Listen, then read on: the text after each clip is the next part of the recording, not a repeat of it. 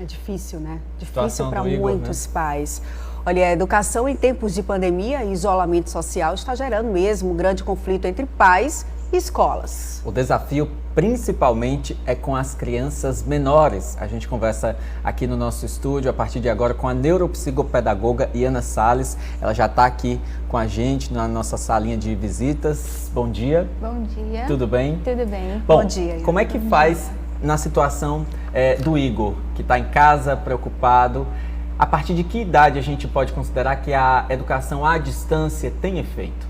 Então, foi uma resolução atípica de educação à distância para os anos iniciais e para o ensino médio. Até então nunca havia existido essa possibilidade. Então, com essa situação, está sendo uma situação muito nova, tanto para os pais, quanto para as escolas, para todos nós, e não sabendo a duração, foi tomada essa decisão. Mas nós temos conhecimento, né, de acordo com a neurociências, de que o foco das crianças menores, no momento de uma aula, se ela tiver muito tempo de duração, não vai ser tão produtivo, porque elas precisam de um mediador. Então, nesse momento é que entram os pais. E eu entendo muito bem a fala do pai. Como que eu vou dar conta de 3 crianças ao mesmo tempo vendo a aula online? É isso, Iana. Até porque, assim, como foi dito, né, o ensino à distância já se mostrou eficaz para a idade adulta, né? Para os adultos, para jovens. Agora, para crianças, eu lhe pergunto até que ponto é efetivo produzir conteúdos para crianças, conteúdos virtuais, para crianças tão pequenas. Nesse momento, eu acredito que é importante para não haver perca de vínculo, porque o início da pandemia foi justamente no momento em que finalizou o processo de adaptação dessas crianças menores, ou seja, elas já estavam com essa rotina toda programada, toda projetada, e de uma hora para outra elas se viram sem nada, dentro de casa, sem possibilidade de sair.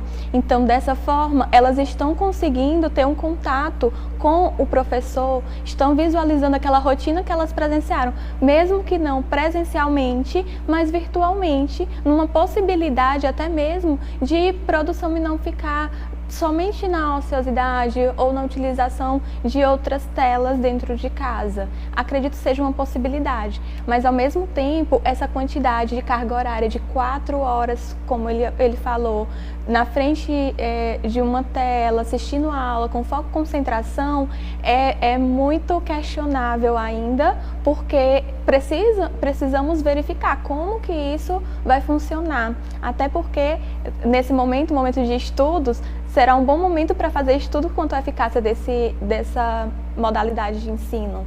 Como é que os pais devem avaliar esse momento, que eu acredito que alguns devem estar pensando assim: eu cancelo a matrícula do meu filho e realmente ele vai perder o ano inteiro, a gente não sabe quando é que de fato as escolas voltam a funcionar presencialmente, ou eu mantenho dessa maneira, vou pagando a mensalidade e ele vai acompanhando, vamos dizer assim, para ter um mínimo de aprendizado nesse ano.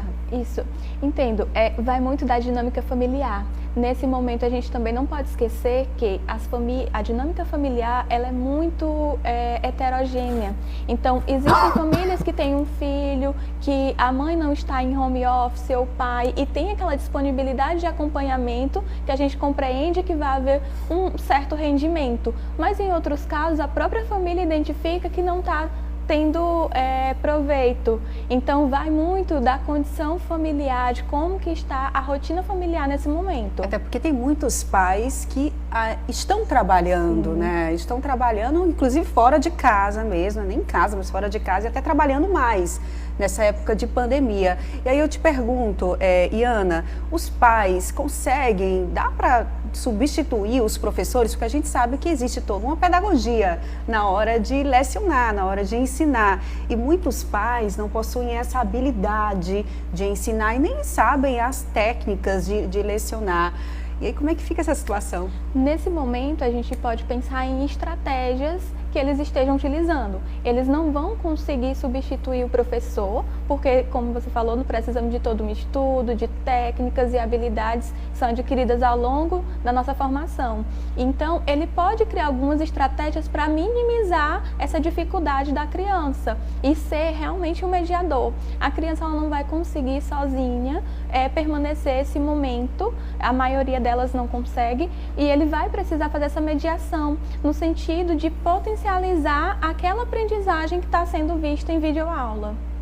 Ok, muito obrigado pela participação. A gente conversou aqui com a Iana Salles, que é psicopedagoga e que veio gentilmente conversar com a gente sobre esse assunto tão importante. Muito obrigado.